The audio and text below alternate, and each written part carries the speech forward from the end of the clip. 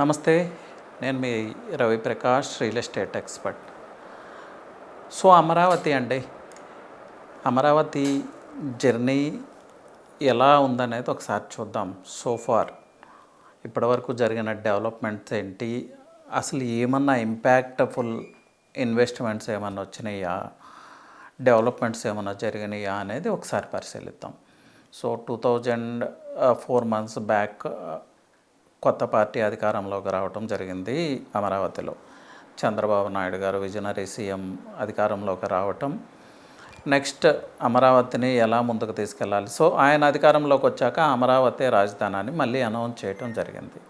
So Amaravati work ఎలా start అయిందంటే, ఆయన అధికారంలోకి వచ్చే టైంలో అమరావతి ఒక జంగిల్ని తలపిస్తుంది. ఎందుకంటే అక్కడ మెయింటెనెన్స్ వర్క్స్ లేవు.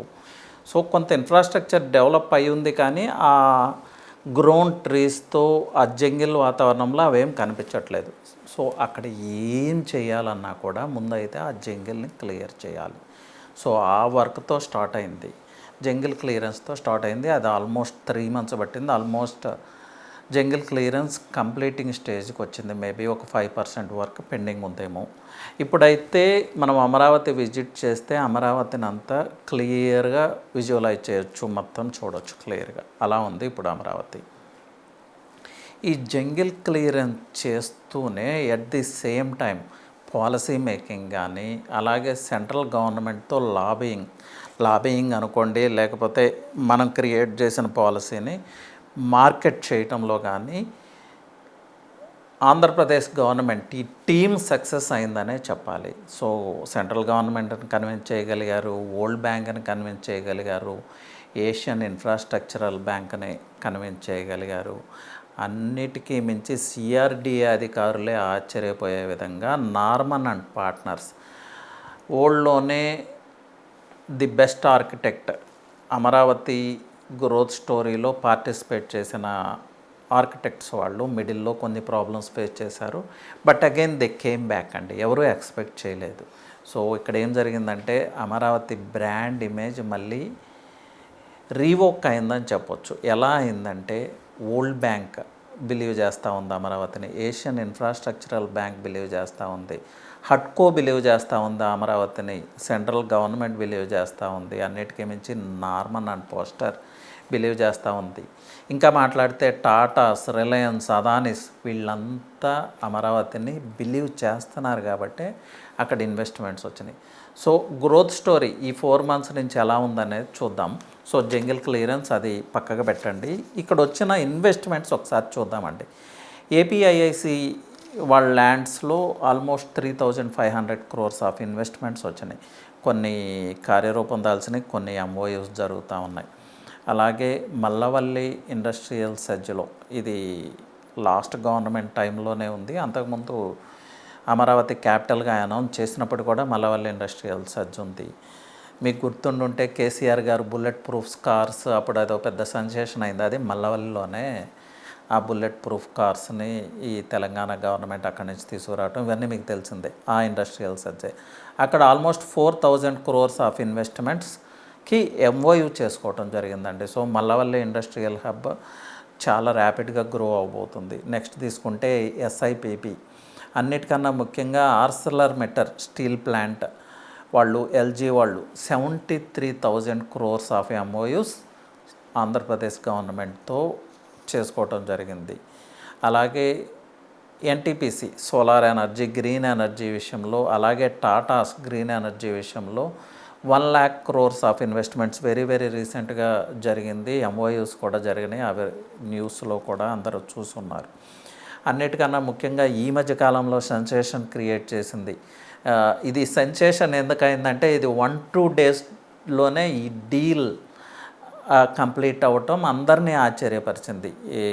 ఎవరైతే ఐటీ మినిస్టర్ ఉన్నారో ఆంధ్రప్రదేశ్కి సంబంధించి, ఆయన రిలయన్స్ ఇండస్ట్రీస్ వాళ్ళతో సమావేశం అవటం, వాళ్ళు 2 daysలోనే 65,000 crores ఆఫ్ ఇన్వెస్ట్మెంట్ ఆంధ్రాలో, అంటే మ్యాటర్ ఆఫ్ 4-5 yearsలో ఇన్వెస్ట్ చేయడానికి అంగీకరించటం, ప్లస్ ఎంఓయూ చేసుకోవటం కూడా జరిగింది. అది ఏ సెక్టర్లో అంటే బయోగ్యాస్ సెక్టర్లో.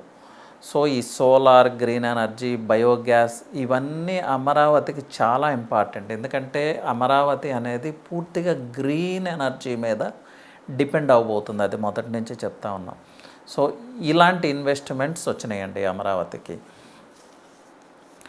సో ఇది ఎలా సాధ్యమైంది అంటే, ఒక గవర్నమెంట్ ఎప్పుడు సక్సెస్ అవుతుంది, policy making, right kind of పాలసీని క్రియేట్ చేయగలగాలి, అలాగే ఆ పాలసీని market చేసుకోగలగాలి,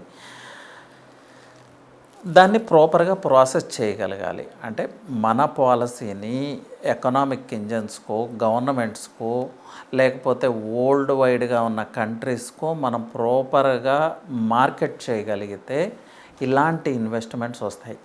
so the present government, అలాగే దానికి నాయకత్వం వహిస్తున్న చంద్రబాబు నాయుడు గారు దానిలో ఎక్స్పర్ట్, అందరికీ తెలిసిందే. సో ఇది రాజకీయ ఉద్దేశాలతోనే మాట్లాడట్లేదండి, రియల్ ఎస్టేట్ పారామీటర్స్లోనే, దయచేసి అర్థం చేసుకోండి దీన్ని. చంద్రబాబు నాయుడు గారు ఆ విషయంలో ఎక్స్పర్ట్. మన హైదరాబాద్లో అది ఇంప్రూవ్ చేసుకున్నారు. సో ఆంధ్రప్రదేశ్కి కూడా మంచి పాలసీ క్రియేట్ చేయగలిగారు. పాలసీ క్రియేట్ చేయడం కన్నా దాన్ని ప్రాపర్గా మార్కెట్ చేయగలిగారు. ఇది చాలా చాలా ఇంపార్టెంట్. సో షార్ట్ పీరియడ్లోనే మనకి ఎన్ని ఇన్వెస్ట్మెంట్స్ వచ్చినాయి. ఈ ఇన్వెస్ట్మెంట్స్ వల్ల ఆంధ్రప్రదేశ్ గవర్నమెంట్ చెప్పేది ఏంటంటే almost 25,000 to 30,000 of new jobs create అవుతాయి ఆంధ్రప్రదేశ్లోని రాబోయే 4-5 సంవత్సరాల్లో. అలాగే రీసెంట్గా చంద్రబాబు నాయుడు గారు అనౌన్స్ చేసిన డెడ్ లైన్స్ చూద్దామండి. ఎమ్మెల్యే క్వార్టర్స్ అమరావతిలో 6 monthsలో కంప్లీట్ చేస్తామని చెప్తా ఉన్నారు. Almost 50-60% of the work is done. అలాగే gazetted officers, NGOs, IAS quarters, ministers, జడ్జెస్కు సంబంధించిన బంగ్లాస్ 9 monthsలో కంప్లీట్ చేస్తామని చెప్తున్నారు. సో ఈ ఇన్ఫ్రాస్ట్రక్చర్ కూడా కొంత కంప్లీట్ అయ్యింది. మీరు నేలపాడు విజిట్ చేస్తే ఆ హైకోర్టు పరిసర ప్రాంతాల్లో ఆ బంగ్లాస్ని మీరు చూడొచ్చు. ఆ బంగ్లాస్ దగ్గరే ఆ స్ట్రక్చర్స్ ఎలా ఉన్నాయని ఐఐటి మద్రాస్ వాళ్ళు వచ్చి పరిశీలించి ఓకే ఇట్స్ ఓకే అనే సర్టిఫికేట్ కూడా ఇచ్చి వెళ్ళటం జరిగింది. అదంతా మీకు తెలిసిందే. నెక్స్ట్ చూస్తేనంటే ఎల్పిఎస్ ప్లానింగ్ అంటే సిటీ ప్లానింగ్, ట్రాన్స్పోర్టేషన్ ప్లానింగ్, అలాగే గ్రావిటీ కెనాల్స్, వాటర్ మేనేజ్మెంట్, ఇలాంటి వర్క్స్ అనమాట. వీటన్నిటికీ కంప్లీట్ ఈ డెడ్ పీరియడ్ అంటే ఈ డెడ్ అండ్ కంప్లీట్ చేయటానికి కాదండి, ప్రాపర్ కైండ్ ఆఫ్ ప్లానింగ్, వాటిని ఎగ్జిక్యూట్ చేయటం, డిపిఆర్స్ రెడీ చేయటం, దీనికి ఆయన ఇచ్చిన టైం పీరియడ్. వీటిల్లోనే మీకు inner ring road, outer ring road కూడా వస్తాయి. అలాగే స్టోరేజ్ రిజర్వాయర్స్, ట్రాన్స్పోర్టేషన్ ఇవన్నీ వస్తాయి. దానికి ఎంత డెడ్ టైం లైన్ ఎంత ఇచ్చారంటే ఆల్మోస్ట్ 24 months టైం లైన్ ఇచ్చారు చంద్రబాబు నాయుడు గారు. ఇదంతా ఆయన సిఆర్డిఏ అధికారులకి ఎట్టి పరిస్థితుల్లో ఈ టైం ఫ్రేమ్లో ఈ వర్క్స్ కంప్లీట్ చేయాలని ఆదేశాలు జారీ చేయడం జరిగింది. అలాగే అన్నిటికన్నా ముఖ్యంగా హైకోర్టు అండి, సెక్రటరియేట్, అసెంబ్లీ 30 monthsలో కంప్లీట్ చేయబోతున్నారు. వర్క్స్ ఆల్రెడీ స్టార్ట్ అయినాయి. మీరు అందరూ అనుకోవచ్చు వీటికి కావాల్సిన ఫండింగ్ ఎలా అని. వరల్డ్ బ్యాంక్ ఇస్తూ ఉంది, ఏషియన్ బ్యాంక్ ఇస్తూ ఉంది, హట్కో వాళ్ళు లోన్ ఇస్తూ ఉన్నారు. అలాగే Polavaram project central government take up చేస్తూ ఉంది. ఓఆర్ఆర్ ప్రాజెక్ట్ని సెంట్రల్ గవర్నమెంట్ టేకప్ చేస్తూ ఉంది. ఐఆర్ఆర్ని సెంట్రల్ గవర్నమెంట్ టేకప్ చేస్తూ ఉంది. వెస్ట్ బైపాస్ ఆల్మోస్ట్ కంప్లీట్ అయింది. సంక్రాంతికి అది ఓపెన్ చేసుకోబోతుంది ఆంధ్రప్రదేశ్ గవర్నమెంట్. ఈస్ట్ బైపాస్ చాలా చిన్న స్ట్రెచ్, అది కూడా కంప్లీట్ చేస్తారు. బట్ ల్యాండ్ పూలింగ్ జరగాల్సి ఉంది. సో రాబోయే 3 yearsలో జరగబోయే ఇన్ఫ్రాస్ట్రక్చర్ అండి ఇదంతా. 3 yearsలో అమరావతికి ఒక షేప్ రాబోతుంది. షేప్ ఐ మీన్ అమరావతిని తనను తాను ప్రూవ్ చేసుకోబోతుంది. ఇప్పటి వరకు చాలా మాటలు చెప్తా ఉన్నాం, smart city, global city, self sufficient city. World మొత్తం అమరావతి వైపు చూస్తూ ఉంది. ఎందుకంటే ఇది అంటే ప్రొలాంగ్ చేస్తే పెద్ద సబ్జెక్ట్ అవుతుంది. వరల్డ్ వైడ్గా ర్యాపిడ్ అర్బనైజేషన్ వల్ల చాలా ప్రాబ్లమ్స్ క్రియేట్ అవుతూ ఉన్నాయి. న్యూ సిటీస్ అవసరం పెరిగింది. ఇండియాలోనే చాలా న్యూ సిటీస్ వస్తూ ఉన్నాయి. వరల్డ్ వైడ్గా అయితే అన్కౌంటబుల్ న్యూ సిటీస్ వస్తున్నాయి. మోస్ట్ అట్రాక్టివ్ సిటీ ఒకటి చెప్పాలంటే ది లైన్ అండి. సౌదీ అరేబియా వాళ్ళు డెవలప్ చేస్తూ ఉన్నారు. చాలా సీక్రెట్గా డెవలప్ చేస్తూ ఉన్నారు. ప్రెస్కి కూడా ఎలాంటి ఇన్ఫర్మేషన్ ఇవ్వట్లేదు. మీరు ఆశ్చర్యపోతారు. ఆ సిటీలో ప్రయారిటీ ఎవరంటే వాకర్స్కి, పెడస్ట్రైన్స్కి, నడుచుకుంటూ వెళ్ళే వాళ్ళకి సకల సౌకర్యాలు ఉంటాయి ఆ సిటీలో. ఇది ఎందుకు చెప్తున్నానంటే ఇప్పుడు గ్లోబల్ ట్రెండ్ మనం తీసుకుంటే ఫ్లాషీ బిల్డింగ్స్, ఫ్లాషీ కార్స్ కానే కాదు స్మార్ట్ సిటీ యొక్క ఫీచర్స్. స్మార్ట్ సిటీ అంటే, సస్టైనబుల్ సిటీ అంటే ఈజ్ ఆఫ్ లైఫ్ అంటే where people can walk on roads అండి.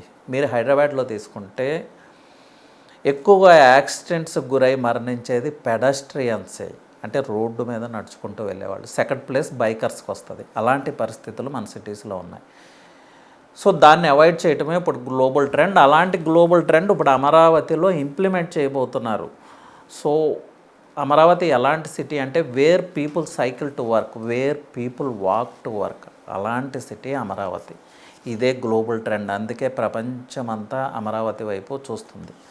ఇక్కడ వచ్చిన ప్రాబ్లం ఏంటంటే ప్రపంచం నమ్ముతూ ఉంది, వరల్డ్ బ్యాంక్ నమ్ముతూ ఉంది, ఏషియన్ బ్యాంక్ నమ్ముతూ ఉంది, సెంట్రల్ గవర్నమెంట్ నమ్ముతూ ఉంది, ఎకనామిక్ ఇంజన్స్, ఎకనామిక్ పవర్స్ నమ్ముతూ ఉన్నాయి. కానీ ఈ రాజకీయాల్లో ప్రజలు పోలరైజ్ అవ్వటం వల్ల అసలు నమ్మాల్సిన పబ్లిక్ నమ్మట్లేదు. ఇవన్నీ సాధ్యమా అని రకరకాల వ్యాఖ్యానాలు, ఫ్లడ్ పోన్ అని. ఇది ఎందుకు చెప్తున్నానంటే ఈ వస్తున్న కామెంట్స్, నాకు వస్తున్న ఫోన్ కాల్స్కి ఇది నా సమాధానం. అండి, ఇండియా మొత్తం మీద ఏ రాష్ట్రానికి రాజధాని లేకుండా లేదు. ఇన్నిసార్లు రాజధాని మారింది, రాజధాని విషయంలో అన్యాయం జరిగింది ఒక ఆంధ్రప్రదేశ్కే. సో బియాండ్ రియల్ ఎస్టేట్ కొంతవరకు వెళ్తున్నాను. So try to understand. ఒక ఆంధ్రప్రదేశ్కే ఇన్నిసార్లు కర్నూలు అన్నారు, తర్వాత హైదరాబాద్ అన్నారు, చెన్నై అన్నారు, అన్ని చోట్ల నుంచి మన పంపించేశారు తెలుగు ప్రజల్ని. తెలుగు ప్రజలు ప్రపంచవ్యాప్తంగా ప్రూవ్ చేసుకుంటా ఉన్నారు. ఫార్చ్యూన్ 500 కంపెనీస్ అన్నిటిలో తెలుగు పీపులే లీడ్ చేస్తున్నారు. ఎక్కడ చూసినా తెలుగు వాళ్ళు ప్రూవ్ చేసుకున్నారు. కానీ సొంత రాష్ట్రంలో ఇప్పటివరకు ప్రూవ్ చేసుకోలేకపోయారు. ఒక రాజధానే లేదు. సో తెలుగు ప్రజలకు ఇదేమీ ఆన్సరబుల్ అని అనిపించట్లేదా? మీరే మీ రాజధానిని రాజకీయాల పేరుతో, ఇంకో దాని పేరుతో ఫ్లడ్ పోన్ ఏరియా అని, 50 degrees ఎండ ఉంటుంది, సైకిల్ మీద తిరుగుతావని, ఇలా ఎగతాళిగా విచిత్రంగా ఎలా మాట్లాడుతున్నారో నాకైతే అర్థం కావట్లేదండి. ఇప్పుడు తెలుగు ప్రజలు మీ రాజధానిని మీరు హోల్డ్ చేసుకుంటారా, లేకపోతే బయట నుంచి వచ్చిన వ్యక్తులు హోల్డ్ చేసుకుంటారా? దయచేసి ఇది అందరూ అర్థం చేసుకోండి. ఆ ప్రాంతానికి సంబంధించిన వ్యక్తిగా నాకు కూడా ఒక రాజధాని లానే రాష్ట్రం నుంచి వచ్చామంటే ఇండియాలో ఎక్కడికి వెళ్ళినా అది సిగ్గుచేటు, చెప్పుకోవటానికే ఇబ్బందిగా ఉంటుంది. అదైతే అర్థం చేసుకోండి. అమరావతి వస్తే రాష్ట్రం మొత్తం, అమరావతి డెవలప్ అయితే రాష్ట్రంలో ఉన్న యువత అందరికీ ఉద్యోగ అవకాశాలు పెరుగుతాయి. ఐటీ రాబోతుంది. అన్నిటికీ మించి లేటెస్ట్ బూమ్ డ్రోన్ ఇండస్ట్రీకి, ఏఐకి హబ్ కాబోతున్నాయి మన 2 తెలుగు రాష్ట్రాలు కూడా. అలాంటి రాజధానిని రాజకీయాలకు అతీతంగా మీరు హోల్డ్ చేసుకోవాల్సింది పోయి మీరే డిస్కరేజ్ చేసేలాగా మాట్లాడితే ఇంకెవరు సపోర్ట్ చేస్తారు? ఇది ఆలోచించాల్సిన విషయమేమో ఒకసారి తెలుగు ప్రజలందరూ ఆలోచించాలి. సో ఆ టాపిక్ వదిలేద్దాం. ఇలా అమరావతి ముందుకెళ్తూ ఉంది. 3 yearsలో చంద్రబాబు నాయుడు గారు ప్రామిస్ చేసింది ఏంటంటే 3 yearsలో ఒక స్మార్ట్ సిటీని అక్కడ చూపిస్తానని ఆయన చెప్తా ఉన్నారు. సో రియల్ ఎస్టేట్ ఇండస్ట్రీ పరంగా తీసుకుంటే ఇన్వెస్ట్మెంట్ చేసేటప్పుడు ఆ 3 years లాకింగ్ పీరియడ్ పెట్టుకోండి. నేను ఇదంతా చెప్పే ఉద్దేశం అది. 3 yearsకి ప్రిపేర్ అయ్యి మీరు ఇన్వెస్ట్ చేయండి. డెఫినెట్గా మంచి ప్రాఫిట్స్ అయితే ఈల్డ్ చేస్తారు. అమరావతి అన్ని సిటీస్ లాంటిది కాదు. ఇది మనం గుర్తించాలి. Smart city, planet city. ఎందుకంటే బేర్ ల్యాండ్లో మనం కొత్త సిటీ కడతా ఉన్నాం. ఇప్పుడు విజయవాడ, గుంటూరు, హైదరాబాద్ తీసుకుంటే అక్కడ న్యూ సిటీ డెవలప్ చేయలేము. ఎందుకంటే already congestion, already unplanned, already చాలా ప్రాబ్లమ్స్. కానీ ఇక్కడ ఎలాంటి ఇబ్బందులు లేవు. బేర్ ల్యాండ్లో మనకు ఎలా కావాలో అలా ప్లానెడ్గా డెవలప్ చేయడానికి అవకాశం ఉంది. అంటే ఎడ్యుకేషనల్ ఇన్స్టిట్యూట్స్ ఎక్కడ రావాలి, గవర్నమెంట్ సిటీ ఎక్కడ రావాలి, టూరిజం ఎక్కడ రావాలి, ప్రతి దానికి ఒక ప్లేస్ ఉంటుంది. అలాగే రోడ్స్ కూడా అన్నీ కూడా 150 feet రోడ్. చాలా ముఖ్యంగా మాట్లాడుకోవాల్సింది అమరావతిలో కేబుల్ సిస్టమ్ అండి. మీరు అమరావతిలో చూద్దామన్నా కూడా ఒక్క కేబుల్ కూడా మీకు ఎయిర్లో కనపడదు. అది ఇంటర్నెట్ కావచ్చు, ఎలక్ట్రిసిటీ కావచ్చు, ఇంకేదన్నా కావచ్చు, కేబులింగ్ అంతా అండర్ గ్రౌండ్. మీరు అమరావతి విజిట్ చేస్తే ఇప్పుడు కూడా వర్క్ చూడవచ్చు. సో ఎయిర్లో అంటే ఎత్త పైన ఎలాంటి కేబుల్ టోటల్ కోర్ సిటీలో మీకు ఎక్కడా కనిపించదు. ఇండియాలో ఇలాంటి సిటీ ఎక్కడా లేదు. ఇది బిలీవ్ చేయాల్సింది తెలుగు ప్రజలే. సో ఇన్వెస్ట్ చేసేటప్పుడైతే ఈ 3 years లాకింగ్ పీరియడ్ పెట్టుకోండి. ప్లస్ ఇన్వెస్ట్ చేసే ప్రాంతాలు ఇన్స్టిట్యూట్స్ డెవలప్ అవుతున్న ఏరియాకి నియర్గా ఉండేలాగా, లేదంటే టువర్డ్స్ హైవేస్ వైపు ట్రావెల్ చేసే ఏరియాస్, అంటే ఎగ్జిట్స్ ఎంట్రీ పాయింట్స్ వైపు ట్రావెల్ చేసేలాగా ఉండాలి. అది గుంటూరు చెన్నై హైవే కావచ్చు, లేదంటే విజయవాడ హైవే కావచ్చు, వీటన్నిటిలో న్యూ ఎగ్జిట్స్ క్రియేట్ అవుతూ ఉన్నాయి. అలాగే ట్రంక్ రోడ్ 4 లైన్ చేస్తూ ఉన్నారు, అది వారధి దగ్గర కనెక్ట్ అవుతుంది, దానికి ప్యారలల్గా ఇన్వెస్ట్ చేసుకోవచ్చు. దానికి ప్యారలల్గానే సీడ్ యాక్సిస్ రోడ్ వస్తుంది, దానికి ప్యారలల్గా ఇన్వెస్ట్ చేసుకోవచ్చు. సో ఫస్ట్ యాక్టివిటీస్ ఎక్కడొస్తాయో దాన్ని ఒక సర్కిల్ కింద తీసుకుని అక్కడి నుంచి 5 కిలోమీటర్స్, 6 కిలోమీటర్స్, 7 కిలోమీటర్స్ వరకైనా మీరు ఇన్వెస్ట్ చేసుకోవచ్చు. కాకపోతే నేను చెప్పేది ఏంటంటే ఆ లైన్లో ఉండండి. ఇనీషియల్గా డెవలప్ అయ్యే ప్రాంతాలు ఆ లైన్లో ఉండటానికి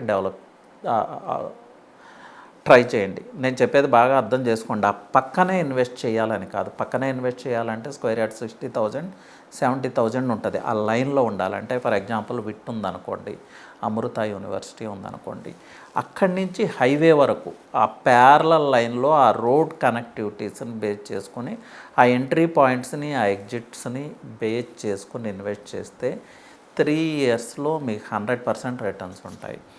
ఇంకొక కాషన్ ఏంటంటే, పంచాయతీ లేఅవుట్స్లో అయితే పొరపాటున కూడా ఇన్వెస్ట్ చేయొద్దండి. చేస్తే ఫ్యూచర్లో డెఫినెట్గా ఇబ్బందులు ఎదుర్కొంటారు. ఎందుకు అంటే ఇది క్యాపిటల్ రీజియన్ కాబోతుంది, అన్ప్లానడ్ లేఅవుట్స్ని అలో చేయరు. లేదు రేపు ఏదన్నా న్యూ రోడ్స్ వచ్చి ఆ లేఅవుట్స్లో నుంచి వెళ్తే కాంపన్సేషన్ కూడా రాదు. Try to invest in approved layouts. So this is about Amaravati అండి. అలాగే అమరావతిలో చుట్టుపక్కల ప్రాంతాల్లో చాలా ప్యాకేజెస్ ఉన్నాయి. Packages I mean investment packages. అందరూ కోర్ సిటీలోనే ఇన్వెస్ట్ చేయాలి అని ఏం లేదు. దానికి తాడేపల్లి నుంచి గుంటూరు సిటీ వరకు, గుంటూరు సిటీ తర్వాత కూడా చాలా ప్రాంతాల్లో రీజనబుల్ ప్రైజెస్లో మీకు స్క్వేర్ యార్డ్ 25,000, 30,000 నుంచి 7-8,000లో కూడా అవైలబుల్ వెంచర్స్ ఉన్నాయి. ఆ వెంచర్ డీటెయిల్స్ కావాలంటే మీకు ఫార్వర్డ్ చేస్తాను. ఈవెన్ 10,000 బిలో కూడా మీరు ఇన్వెస్ట్ చేసుకునే అవకాశం ఉంది. అలాగే టువర్డ్స్ హైదరాబాద్ హైవే వస్తే చాలా ఇన్వెంటరీ ఉంది, మంచి ఆప్షన్స్ ఉన్నాయండి. ఇబ్రహీంపట్నం కానీ, నందిగామ కానీ, కంచికచర్ల, గొల్లపూడి వరకు, గొల్లపూడి తర్వాత మళ్ళీ టువర్డ్స్ నూజివేడి వైపు, టువర్డ్స్ గన్నవరం వైపు, ఇలా చాలా మంచి మంచి ప్లేసెస్ వస్తున్నాయి. అంటే IRR, ORR పాసెస్ అవుతున్న ప్లేసెస్. ఇలాంటి ప్లేసెస్లో ఇప్పటికి కూడా రీజనబుల్ ప్రైజెస్లో, ఫర్ ఎగ్జాంపుల్ స్క్వేర్ యార్డ్ 20-25,000తో మీరు పర్చేజ్ చేయగలిగితే ఈ సెకండ్లో మీరు హౌస్ కన్స్ట్రక్షన్ స్టార్ట్ చేసుకోవచ్చు. అలాంటి లేఅవుట్స్ ఉన్నాయి. ఒకటే కాస్ట్ అండి, అప్రూవ్డ్ లేఅవుట్స్లోనే ఇన్వెస్ట్ చేయాలి, గ్రామ పంచాయతీ లేఅవుట్స్ లేదంటే అన్అప్రూవ్డ్ లేఅవుట్స్ అనుకోండి, వాటిల్లో అయితే పొరపాటును కూడా ఇన్వెస్ట్ చేయొద్దు. చేస్తే మాత్రం 100% ప్రాబ్లమ్స్ ఫేస్ చేయాల్సి వస్తుంది. సో ఈ ఇన్వెస్ట్మెంట్ గైడెన్స్ కావాలి అంటే you can definitely call me అండి. నా నెంబర్ వచ్చి 9133728888. So again I'm requesting you all అండి, తెలుగు పీపుల్ అందరూ ఒక యూనిట్గా ఉండి మీ రాజధానిని మీరు హోల్డ్ చేసుకోండి. మీ రాజధాని మీద మీరే జోకులేస్తా ఇది ఏమవుతుందంటే ఇంటర్నేషనల్ లెవెల్లో అమరావతికి ఒక బ్రాండ్ ఏర్పడుతుంది. ఇది నేను చెప్పేది కొంచెం ఎక్స్ట్రా చెప్తున్నట్టు ఎగ్జాగరేషన్ లాగా అనిపించవచ్చు, కానీ అర్బన్ డైనమిక్స్ మీద అవగాహన ఉంటే మీకు అర్థమవుతుంది. సిటీస్ ఎలా డెవలప్ అవని అనేది మీరు ఒకసారి చూసుంటే నేను చెప్పేది ఏంటనేది అర్థమవుతుంది. సో మీ రాజధాని మీద మీరే జోక్స్ వేస్తా, తెలిసిన విషయాలని తెలియని విషయాలని మాట్లాడతా ఆ బ్రాండ్ ఇమేజ్ని డిస్టర్బ్ చేయొద్దు. రాజకీయాలకు అతీతంగా మీ రాజధానిని మీరు హోల్డ్ చేసుకోండి. ఇది తెలుగు ప్రజల ఆకాంక్షలకు సంబంధించిన విషయం.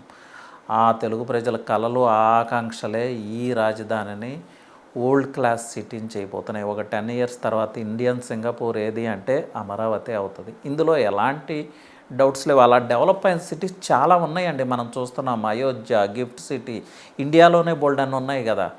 అలాంటిది మనం చేయలేమా? అది అర్థం చేసుకోండి దయచేసి. సో ఇన్వెస్ట్మెంట్ గైడెన్స్ కోసం అయితే you can definitely call me అండి. నా నెంబర్ ఆల్రెడీ చెప్పాను. Anyway thank you and bear with me and real estate టర్మ్స్కి మించి కొంచెం ముందుకెళ్ళడం జరిగింది. ఎందుకంటే ఈ మధ్య రీసెంట్గా నాకు వచ్చే కాల్స్లో హెరాస్మెంట్ లాగుంది నాకు ఇది. సో ఇవన్నీ నేను కాల్స్లో ఎక్స్ప్లెయిన్ చేయలేను కదా, వీడియో త్రూ ఎక్స్ప్లెయిన్ చేద్దాం అనేదే నా ఉద్దేశం. Anyway thank you and all the best.